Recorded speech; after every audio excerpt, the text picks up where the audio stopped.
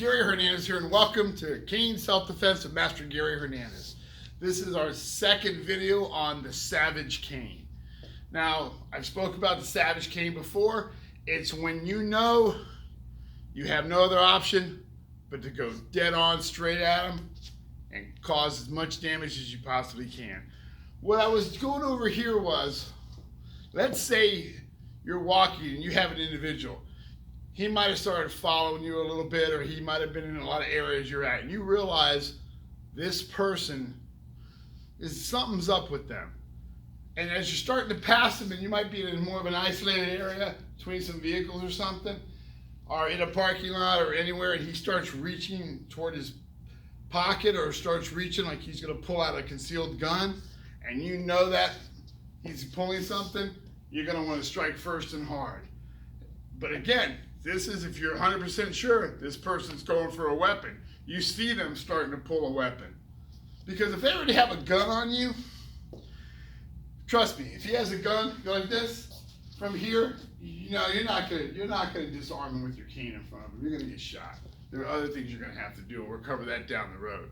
But I see him reaching for his concealed gun, or if he's a thug and he's got it hidden, I'm gonna go in fast, hard, and I'm gonna put him down. Now what I did was, I was walking, he started to reach for something, I knew he had something. First thing I did was being real quick and direct. I came in with a real hard two-hand bayonet strike into his ribs, stepping away from his one area where he might have pulled the weapon, and striking him clear in the back of the head, and dropping him. Come on this side for a minute, Billy. As I went by, he started to reach. I came in and I hit him.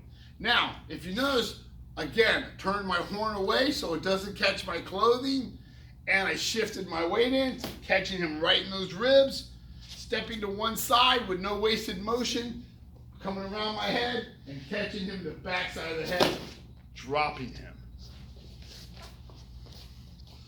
Very important. Now, could I have raised up to hit him? If he happened to look over at me and I raised up, he could pull away. But from here, as he went in, I didn't give him the chance. There wasn't no raise to see that. I came in with a quick two-hand bayonet strike. So again, I'm here. He goes in, strike, and then strike. Thank you, sir. So when you see that situation, and you know that person's pulling for that weapon, can you go for their head off the bat? Yes, if you think you can pull it off before they happen to see it. Do you think you're going to be able to maybe go for his elbow and bust that gun hand, or go for his wrist? Probably not, especially if he's in tight moving around. If you see him pulling for a weapon, going for a gun, pulling out a knife, you need to hit him. Take those ribs.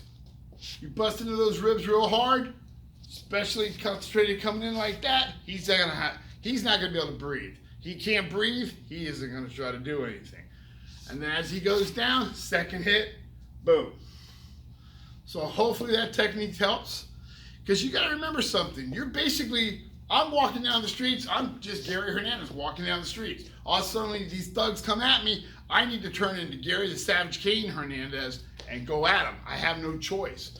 So you have to get savage when necessary. So hopefully that technique helps. Practice it. As I always say, make it yours. Gary Hernandez, thank you, and I will see you guys very soon. Bye.